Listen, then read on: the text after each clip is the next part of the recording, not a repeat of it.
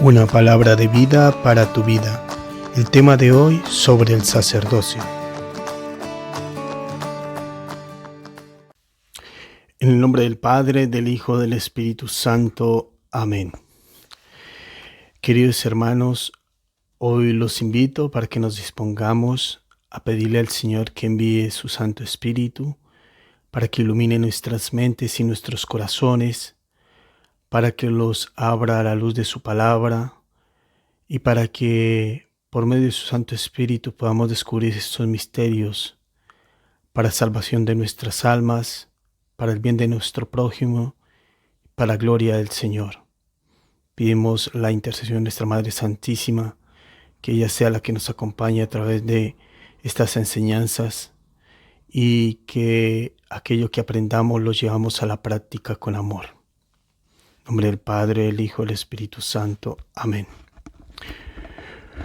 Bueno, hermanos, hoy les quería compartir hablar sobre el sacerdocio. Si bien es cierto, hoy en día, sobre todo la sociedad, pues está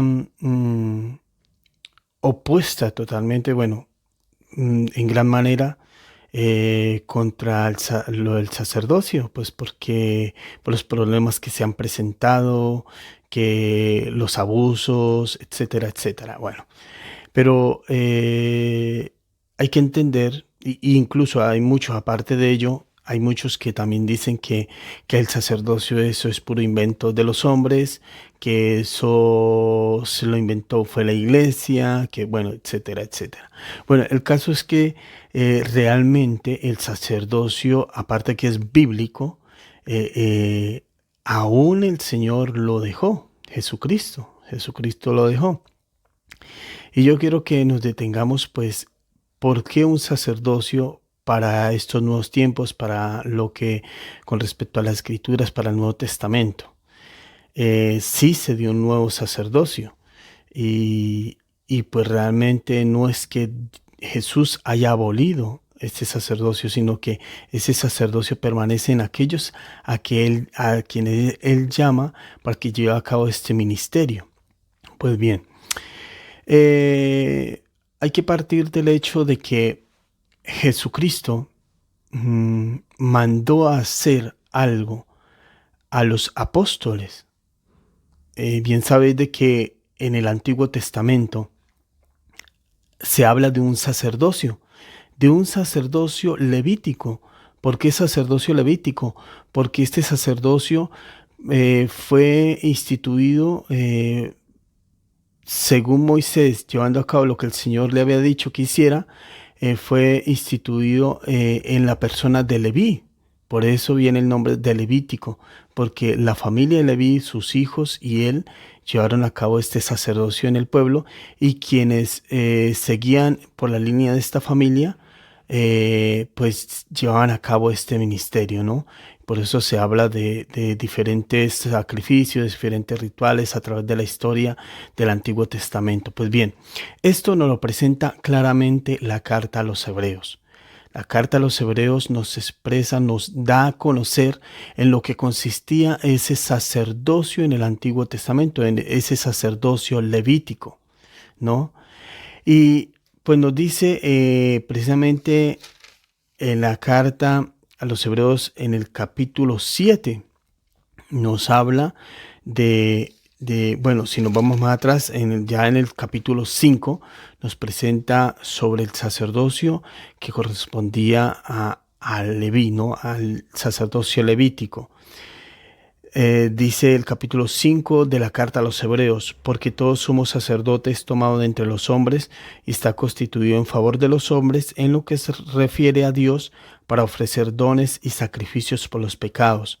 Es capaz de comprender a ignorantes y extraviados, porque está también él envuelto en flaqueza, y a causa de la misma debe ofrecer por sus propios pecados lo mismo que por los del pueblo, y nadie se arroga tal dignidad si no es llamado por Dios, lo mismo que Aarón. Y aquí ya comienza Jesucristo a entrar en acción, ¿no? ¿En qué sentido? Ya nos lo dice, por ejemplo, la misma carta, cuando Jesucristo dice Bueno, cuando dice el autor sagrado con respecto a la ley del sacerdocio levítico, dice en el capítulo 10, versículos 1 siguientes, no teniendo la ley más que una sombra de los bienes futuros, no la imagen de las cosas, no, no la imagen de las cosas, no puede nunca, mediante unos mismos sacrificios que se ofrecen sin cesar año tras año, dar la perfección a quienes se acercan a ellos. De otro modo, no habrían cesado de ofrecerlos al no tener ya conciencia de pecado los que ofrecen ese culto una vez purificados. Al contrario, con ellos se renueva cada año el recuerdo de los pecados, pues es imposible que la sangre de toros y cabras borre los pecados. Por eso al entrar en este mundo dice, aquí se refiere a Jesucristo, sacrificio y oblación no quisiste, pero me has formado un cuerpo. Holocausto y sacrificios por el pecado no te agradaron, entonces dije, he aquí que vengo, pues de mí está escrito en el rollo del libro, a hacer, oh Dios, tu voluntad. Dice primero, sacrificios y oblaciones. Explica la misma carta a los hebreos, explica esta práctica del sacerdocio levítico y cómo al compararla con ese sacerdocio que quiere llevar a cabo ahora Cristo, cómo es que ya cesan algunas cosas que eran de la antigua alianza y ahora el Señor toma, digámoslo, desde una realidad nueva a realizar ese sacerdocio, ¿no? Dice, primero dice, sacrificio, oblación, holocausto y sacrificios por el pecado no los quisiste ni te agradaron, cosas todas ofrecidas conforme a la ley. Entonces añade, he aquí que vengo a hacer tu voluntad. Abroga lo primero para establecer lo segundo. En virtud de esa voluntad quedamos santificados merced a la oblación de una vez para siempre del cuerpo de Jesucristo. Aquí ya viene el cuerpo de Jesucristo. Ya es el mismo de que ya se entrega. Jesucristo viene a ser sumo sacerdote, como lo presenta la carta, en cuanto que él mismo ya entrega su cuerpo. Sabéis de que el sacerdocio significaba de aquel que ofrecía, hacía un sacrificio por el pecado en la antigua alianza, ¿no? En el Antiguo Testamento. Ahora Jesucristo no ofrece sacrificios de toro, sino su propio cuerpo, ¿verdad? Entonces, aquí es donde ya Jesucristo, de alguna manera, llega a sacar, digámoslo, a descubrir ese nuevo sacerdocio, ¿no? Ese nuevo sacerdocio que nos presenta.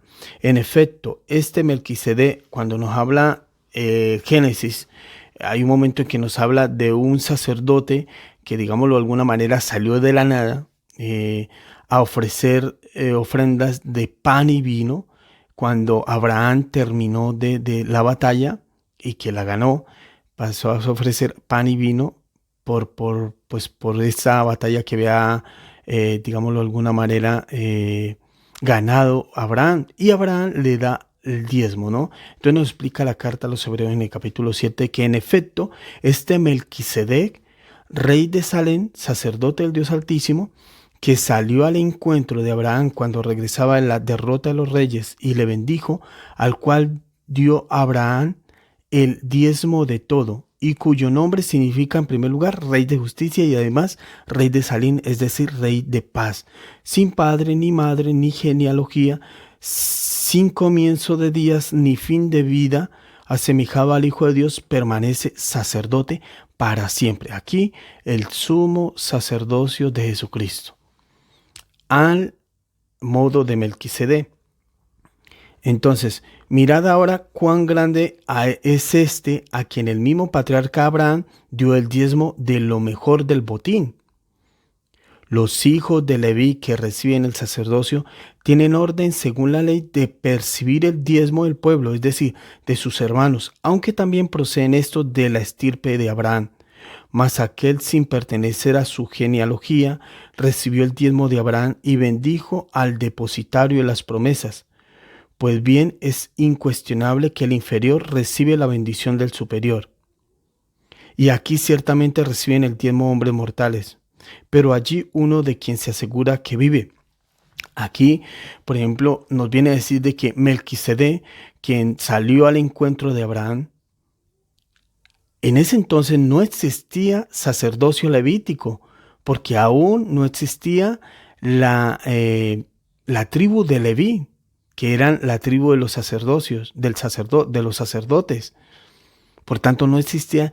Pero en Abraham, que iba a ser el padre de Isaac y el padre de Jacob, y el padre de las tribus de Israel, de entre esas tribus iba a ser Leví, una de ellas. En ese entonces no existía aún esa tribu de Leví. Pero aquí se nos presenta un sacerdote, Melquisedec, un sacerdote del cual no se dice ni genealogía, no lo explica la carta, ni principio ni fin, dando a entender de que ese sacerdote, según la carta a los Hebreos, prefiguraba a Jesucristo, que venía con una nueva ofrenda, no una ofrenda de toros, cabríos, ni de todo esto lo que se ofrecía en sacrificio, según la orden de Leví, sino una ofrenda pura de pan y vino. Así nos lo presenta el mismo, el mismo Génesis, ¿no?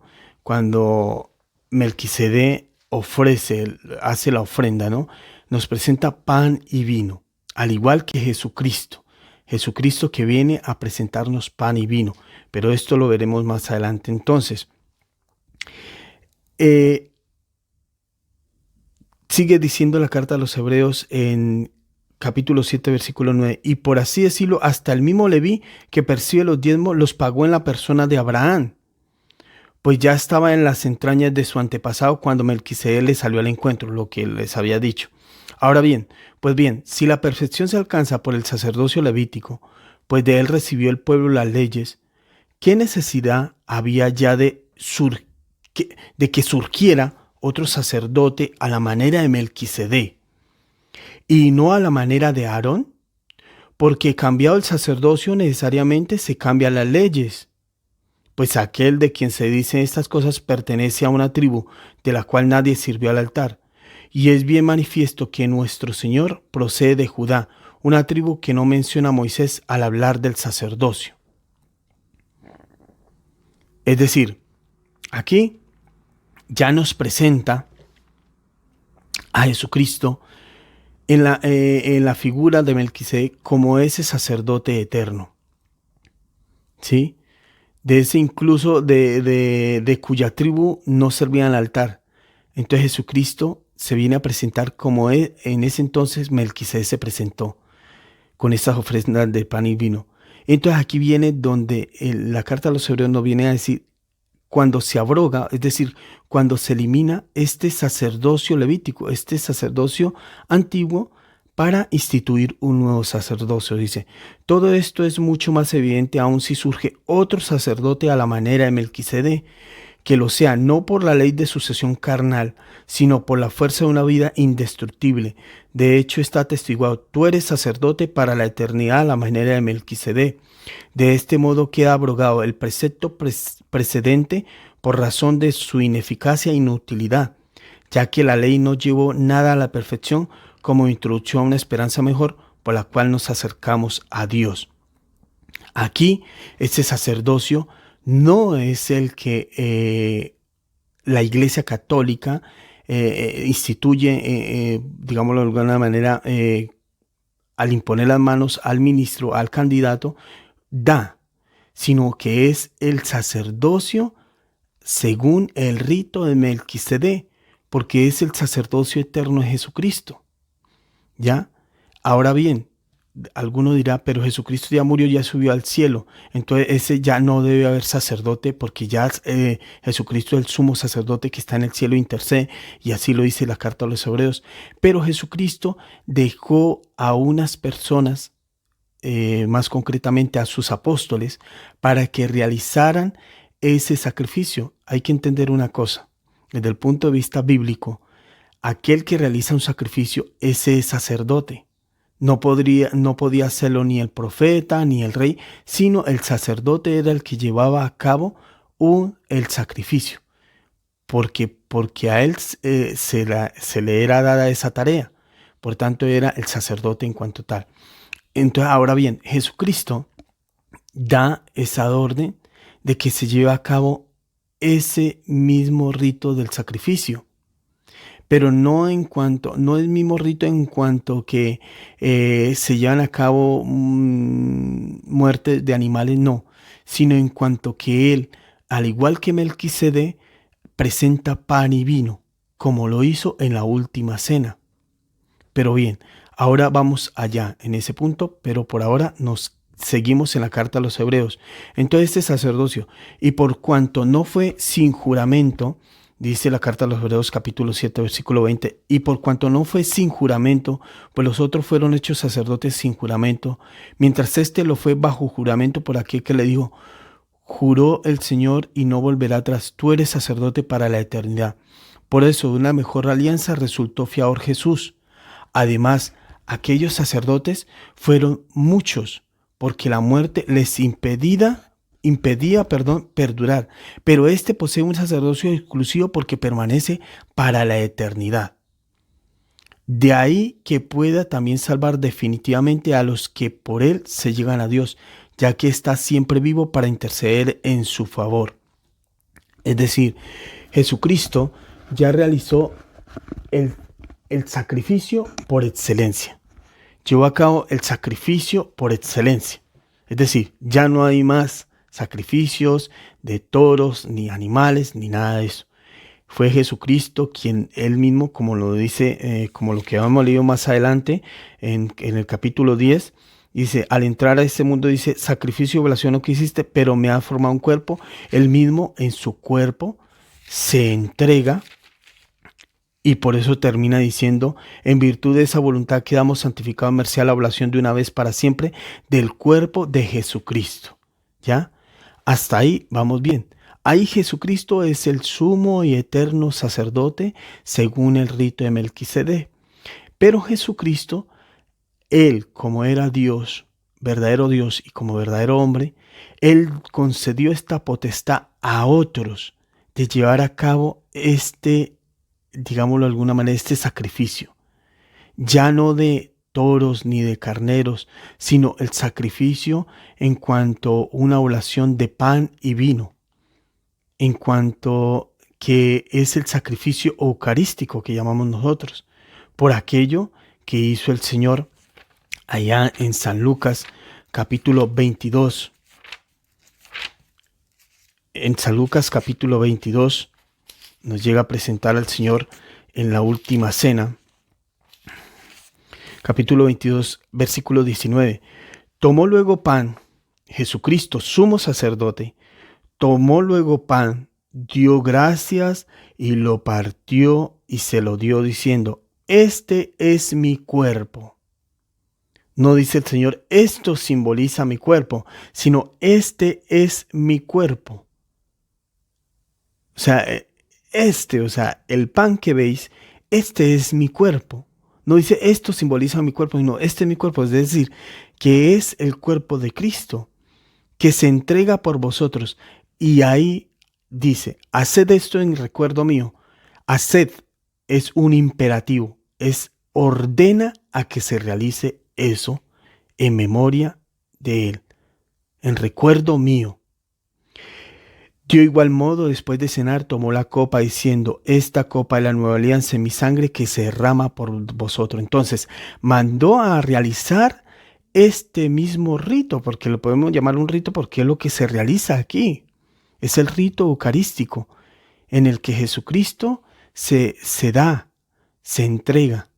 Este es mi cuerpo, que se entrega por vosotros.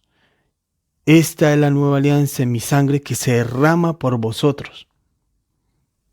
Es decir, ahí no es que se haga una obra de teatro ni nada, sino el Señor dice, hace esto en recuerdo mío. Es decir, esto se va a realizar. Por tanto, al Jesucristo como sumo sacerdote, concederle esta gracia a otros hombres, como fue a los apóstoles, los hace a ellos también sacerdotes, porque los hace servidores del altar, en cuanto que ellos también realizan esa misma acción de gracias, de ofrecimiento del pan y el vino, que se convierten en el cuerpo y la sangre del Señor. Y es lo que nos viene a enseñar San Pablo en la primera carta a los Corintios, vamos a verlo primero, el capítulo 10, Primera carta a los Corintios, capítulo 10. Capítulo 10 nos lo presenta, nos dice, primera carta, capítulo 10, versículo 14, dice, por eso, queridos, huid de la idolatría.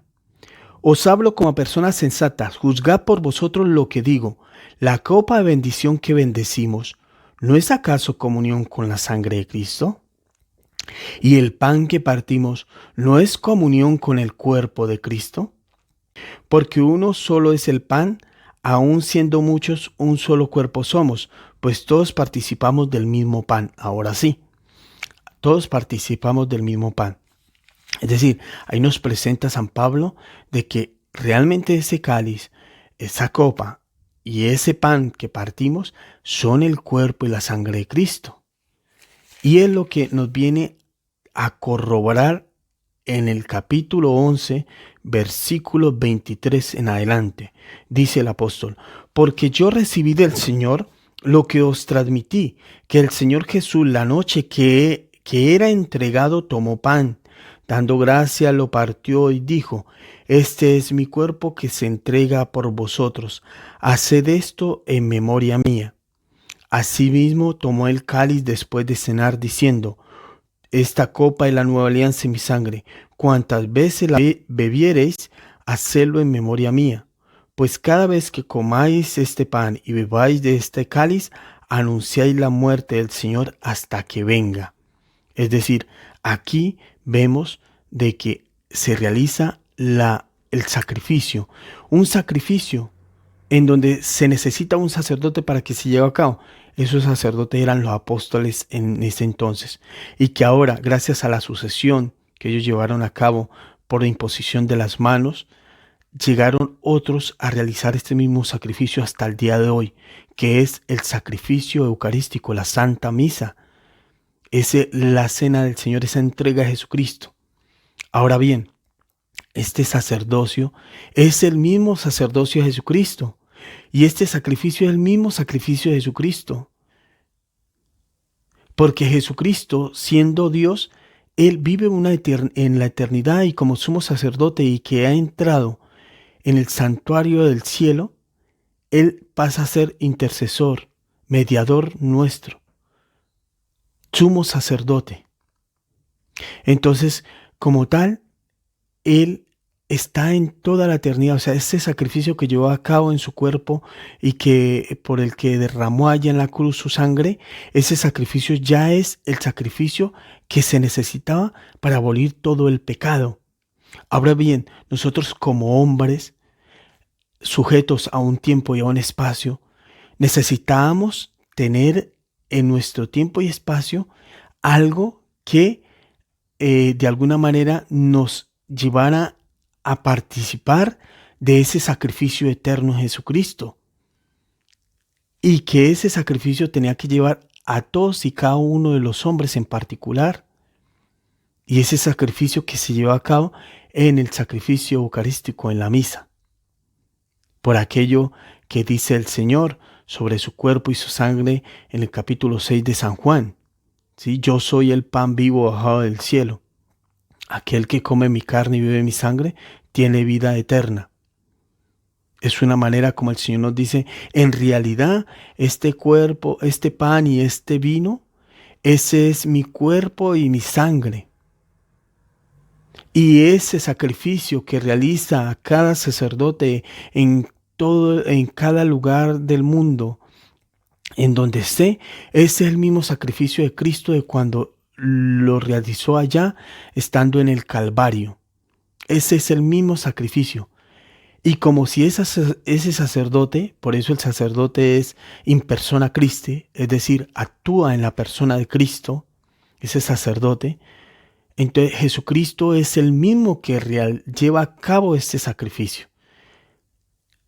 Como os digo, como estamos sujetos al tiempo y al espacio, y claro, nosotros todavía no estamos, digámoslo de alguna manera, en visión plena de esa eternidad, porque si así fuera, pues ya no necesitaríamos pues eso, de que se llevara un ritual con la Eucaristía ni en la Santa Misa, sino que ya lo estamos viendo cara a cara, que es Jesucristo, el que se entregó por nosotros y que nos lleva a participar de la gloria. Pero como estamos en este mundo, por eso el Señor, según dice San Pablo en capítulo 11, versículo 20, en 1 capítulo 11, versículo 23 en adelante, dice que el Señor pide de que hasta que vuelva, se lleve a cabo este sacrificio, se lleve a cabo esta acción eucarística. Es en convertir el cuerpo y la sangre. Hasta que vuelva tenemos que comer y beber de su sangre, hasta que venga el Señor, porque eso es lo que nos mantiene unidos a Él, porque Él siendo la cabeza del cuerpo que es la iglesia, y Él al llevar consigo nuestra humanidad, porque Él la asumió, al llevarla al cielo, allá a la divinidad, a la gloria, nos espera su cuerpo. Pero mientras nosotros estamos pasando por ese peregrinar, nos da a participar de ese cuerpo glorioso de Cristo por medio de la Eucaristía. Alguno dirá, pero eso son tonterías, ¿cómo así que en ese cuerpo, en ese pedazo de pan y en ese vino que va a estar el cuerpo y la sangre del Señor? ¿Sabe, hermanos? Yo lo creo precisamente porque quien lo dijo fue Dios y Él no me puede engañar. Dios es toda verdad.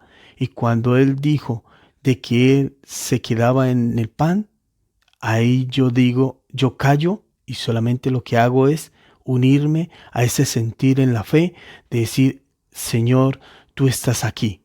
Porque así nos lo dice San Juan capítulo 6. En el Evangelio de San Juan capítulo 6, Jesucristo expone un poco lo que significa este pan que es su carne. Entonces Jesucristo comienza a hablarles desde el capítulo 51, dice, capítulo 6, versículo 51, yo soy el pan vivo bajado del cielo. Si uno come de este pan, vivirá para siempre. Y el pan que yo le voy a dar es mi carne por la vida del mundo. No dice simboliza mi carne, sino es mi carne por la vida del mundo, el pan que yo les daré. Discutían entre sí los judíos y decían, fijaos lo que dicen los judíos, ¿cómo puede darnos a comer su carne? Los judíos lo entendieron, que Jesucristo hablaba de su carne y que iba a dar a comer su carne. Y los judíos lo entendieron así literal, y literalmente es que hay que entenderlo porque Jesucristo lo dijo.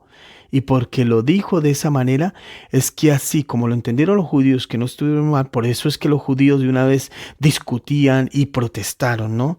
Diciendo, ¿cómo puede darnos a comer su pan? Entonces Jesús les dice, en verdad os digo, es decir, en verdad os digo, es decir, aquí no hay mentira alguna. Esto lo que les digo es verdadero y nadie puede decir que no es así. Porque como os digo, en verdad os digo. O sea, esto se dice y es así, porque soy Dios y lo digo y así se hace. Si no coméis la carne del Hijo del Hombre y no bebéis su sangre, no tenéis vida en vosotros. Por eso la preocupación de muchos pastores de la Iglesia católica, de que sus fieles se confiesen, participen del cuerpo y la sangre de Cristo, porque mientras no lo hagan se está perdiendo de esa eternidad. El que come mi carne, sigue diciendo el Señor en el versículo 54, el que come mi carne y bebe mi sangre tiene vida eterna, y yo le resucitaré el último día. Dice aquí en el versículo 51, ese hincapié que hace el Señor, porque mi carne es verdadera comida y mi sangre es verdadera bebida. Verdadero, o sea, verdadero es lo contrario a falso. El verdadero es lo contrario a simbolismo. Verdadero es lo contrario a teatrismo. No, es verdadera comida. No simboliza ni hace una obra teatral de que este es Jesucristo. Aquí lo dice literalmente y así es como lo enseña. Mi cuerpo, dice, El que come mi carne y bebe mi sangre tiene vida eterna y yo lo resucitaré el último día. Porque mi carne es verdadera comida y mi sangre verdadera bebida. El que come mi carne y bebe mi sangre permanece en mí y yo en él. Lo mismo que el Padre vive me ha enviado y yo vivo por el Padre, también el que me coma vivirá por mí. Este es el pan bajado del cielo, no no como el que comieron vuestros padres y murieron. El que coma este pan vivirá para siempre. Esto lo dijo enseñando en la sinagoga en Cafarnaúm. Muchos de sus discípulos al oírle dijeron, fijaos, muchos de sus discípulos al oírle dijeron, es duro este lenguaje, ¿quién puede escucharlo? Pero sabiendo Jesús en su interior que sus discípulos murmuraban, por eso les dijo, ¿esto os escandaliza? Y cuando veáis al Hijo del Hombre subir a donde estaba antes, es decir, aquí ya se taparon los oídos, dijeron, ¿cómo es posible venir a decirnos de que su carne es verdadera comida, que tenemos que comerlo a él? ¿Cómo es posible? O sea, esto es algo que no podemos imaginarnos. ¿Por qué? Porque ellos veían solo con los ojos humanos, con los ojos de la carne. Veían en Jesús un hombre más, pero no veían al verdadero Dios que podía hacer eso. De él quedarse en el pan y el vino, de él convertir ese pan y en ese vino en su cuerpo y su sangre, como lo hizo allá en, en San Lucas capítulo 22, en la última cena, y que mandó a sus apóstoles a que hicieran lo mismo, que dio esa potestad a los hombres, a estos hombres que fueron elegidos por él para que estuvieran con él, y les dio esa potestad de también llevar a cabo este sacrificio eucarístico. Y sigue diciendo, el espíritu es el que da vida, la carne no sirve para nada. Las palabras que os he dicho son espíritu y son vida. El espíritu es el que da vida. Es decir, si esas palabras que dijo el Señor son espíritu y vida, esas palabras que pronunció, yo soy el pan vivo bajo del cielo, mi carne es verdadera comida, mi sangre es verdadera bebida, es porque realmente el Señor se iba a quedar en el pan y él vino como su cuerpo y como su sangre. Y así lo hizo en la última cena allá en San Lucas. Y que después retoma San Pablo diciendo que como tradición lo recibió del Señor y que a la vez lo transmite. Es así como el Señor deja a hombres que también lleven a cabo llevar a cabo este sacrificio, este rito eucarístico, en donde el pan y el vino se convierten en el cuerpo y la sangre del Señor. Y que es así como nos lo presenta el Señor Jesús en San Juan capítulo 6, preparando de alguna manera con este discurso lo que iba a realizar en la última cena. Y allá en San Lucas capítulo 24, los discípulos de Maús nos presenta un relato muy hermoso, que ellos van caminando cabizbajos, un poco así decepcionados por lo que pasó con Jesús. Y entonces se presenta uno que no reconocen, ¿verdad? Y van por el camino y le explican, ¿no? Es que Jesús de Nazaret, que creíamos que un hombre, pues eso, grande en obras, etcétera, que creíamos que iba a liberar nuestra nación, bueno, en fin. Y Jesús, todavía sin descubrirse, pasándose como desconocido, les dice, qué torpes sois para creer. Dice, no habéis entendido todavía lo que había dicho la Escritura sobre el Hijo del Hombre. Y fue explicándoles las Escrituras. Y fue explicando las Escrituras hasta que llegaron al lugar donde se iban a quedar estos discípulos. Entonces, llegando allí, pues lo invitaron a que se quedaran con ellos. Dice, al acercarse al pueblo donde iban, él hizo ademán de seguir adelante, pero ellos les rogaron insistentemente, quédate con nosotros porque atardece y el día ya ha declinado. Entró pues y se quedó con ellos. Sentado a la mesa con ellos, tomó el pan. Después de haberle explicado las escrituras, ¿ya? Llegaron, terminado el itinerario, se sentaron a la mesa, es decir, al altar, un lugar de sacrificio, una mesa, un altar. Con ellos tomó el pan, como lo hizo en la última cena, tomó el pan, ese desconocido que todavía no sabían que era Jesucristo, pronunció la bendición, lo partió y se lo iba dando, lo partió y se lo iba dando. Entonces se les abrieron los ojos y lo reconocieron, pero él desapareció de su vista. Lo reconocieron, pero él desapareció de su vista. No dice que se fue, sino que desapareció de su vista. Es decir, de que Jesucristo se quedó en el pan que había partido, el pan de la Eucaristía, Eucaristía que viene del griego eukaristei, que significa acción de gracias. Pronunció la bendición de acción de gracias, lo partió y se lo iba dando. Entonces se le abrieron los ojos y lo reconocieron, pero él desapareció de su vista. Es decir, aquí nos enseña teológicamente que Jesucristo se queda en el pan de la Eucaristía con nosotros. Que ese pan de la Eucaristía es su mismo cuerpo y su misma sangre en el vino. Y ahí los discípulos de Maús se dijeron unos a otros, ¿no estaba ardiendo nuestro corazón dentro de nosotros cuando nos hablaba en el camino y nos explicaba la Escritura? Y levantándose al momento, se volvieron a Jerusalén y encontraron reunidos a los 12 y a los que estaban con ellos, que decían, es verdad, el Señor ha resucitado y se apareció a Simón. Ellos por su parte contaron lo que había pasado en el camino y cómo le habían conocido al partir del pan.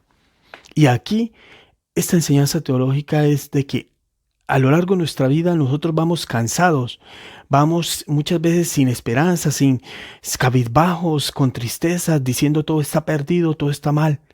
Pero cuando nos encontramos con Jesucristo en la Eucaristía, en la misa, cuando escuchamos su palabra, cuando la sabemos escuchar en realidad, nos dejamos tocar por Él en el corazón.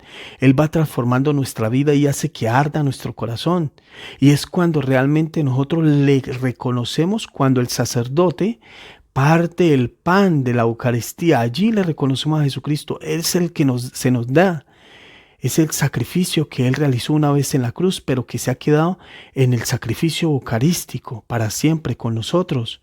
Por eso dice el Señor en San Mateo capítulo 28, versículo 20, dice, yo estaré con vosotros hasta el final hasta el fin del mundo. O sea, que Él siempre se queda con nosotros en el pan eucarístico. Allí está. Y por tanto, como os decía, una cosa lleva a la otra. El sacerdocio fue instituido en Jesucristo como sumo sacerdote, quien se entregó a sí mismo por nuestros pecados, y Él dejó a otros para que llevaran a cabo este rito eucarístico, esta oblación, este sacrificio eucarístico, para que nosotros siguiéramos recibiéndole en nuestra vida y participáramos de ese momento en el que el Señor se entregó por nosotros, por nuestros pecados. Y qué pena realmente que haya quienes no crean en esto que el Señor dijo en su palabra. En verdad os digo, que aquel que no come mi carne ni bebe mi sangre no tiene vida eterna en él. Qué pena que muchas veces se queden en decir, ay no, es que yo qué pereza ir a la misa, ¿no? Yo qué pereza estar allá, tan monótono eso, la misma repetidera, ¿no? Cuando nosotros descubrimos ahí en el sacrificio de la Eucaristía a Jesucristo, realmente no es, y hay una cosa que hay que también tener en cuenta, no es por nuestra fe que se lleva a cabo el milagro eucarístico, el de que Jesucristo, ese pan y ese vino se convierta en el cuerpo y la sangre de Jesucristo. No, porque Jesucristo lo dijo y se realiza independientemente de nuestra fe. Pero ahí es donde nosotros debemos entender de que Dios lo hizo así porque nos amaba y porque quiere salvarnos, porque quiere darnos vida eterna. Ustedes dejen de comer una semana los alimentos físicos, sí, verduras, o sea, todo, etcétera, alimentos que para ayudar al cuerpo, déjenlo de comer una semana, un mes, cómo se van a desnutrir, cómo se van a sus cuerpos a volver todos masacrados, cómo el hambre los vuelve, ¿no? Pues así el alma, cuando estamos privándonos de este alimento espiritual que es el sacrificio eucarístico de Cristo. Por eso Jesucristo dejó ese alimento. Mi carne es verdadera comida, mi sangre es verdadera bebida. Por eso nosotros, y porque Él quiso que nosotros siguiéramos recibiendo su cuerpo y su sangre, comiéndolo, tragándolo, masticándolo a Él en su cuerpo, porque Él lo quiso así. Por eso dejó quien instituyó un sacerdocio, que es un sacerdocio según el rito de Melquisedec, ese sacerdocio que Él mismo llevó a cabo. Ese sacerdocio con una ofrenda de pan y vino que se convierten posteriormente en su cuerpo y su sangre. Es ese sacerdocio que dejó en la Iglesia Católica, que llevan a cabo los sacerdotes católicos. Por eso la importancia, hermanos míos, del sacerdocio. Hay quienes dicen, pues los sacerdotes, bueno, hacen eso, qué bien, pero deben casarse, porque vea todo lo que está pasando. No, el sacerdocio es un don. El sacerdocio es un llamado libre. Yo no es que me obliga, me pone una pistola para decirme, no, es que tienes que ordenarte sacerdote, ¿no? Sino es un llamado libre de que si yo lo acepto o no lo acepto. Si yo me siento llamado, yo doy una respuesta, pero en toda mi libertad. El Señor mismo esperó de la Virgen María que diera su sí. Por eso envió al ángel Gabriel para que la Virgen María aceptara. Él no fue de que, ay, yo escogí a esta y ¡pum! Se la pongo allá, de una vez le pongo de que ya sea la madre del Señor. No, él quiso contar con la decisión libre de María. Él no fue de que yo la voy a hacer la madre de y ¡pum! Ya fue la madre de mi hijo. No, sino que él fue a entablar un diálogo por medio de este ángel Gabriel, entabló un diálogo con María para ver si ella aceptaba o no en su libertad. Así lo mismo el sacerdocio. Y no es que nadie se arroga este don, este ministerio, sino solo a los que llama el Señor. Además, el celibato del sacerdocio también lo tenemos en Mateo. En el Evangelio de Mateo el Señor nos lo presenta en el momento cuando habla del matrimonio. Habla del matrimonio, precisamente habla de que los que se hacen eunucos por el reino de los cielos, dando a entender así de que habían quienes se privaban de los bienes de esta vida para seguirle a Él libremente y con entrega total, con un amor indiviso. Ahora bien, de que muchos hayan caído por debilidad, porque de pronto, yo qué sé, entre su humanidad, pues se dejaron llevar por las tentaciones, pues ellos realmente, pues que queda de que el Señor les va a juzgar en su momento.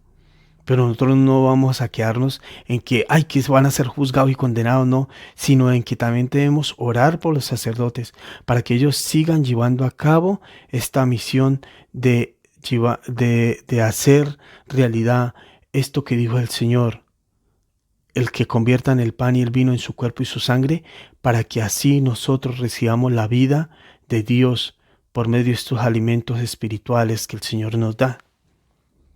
Entonces la importancia del sacerdocio.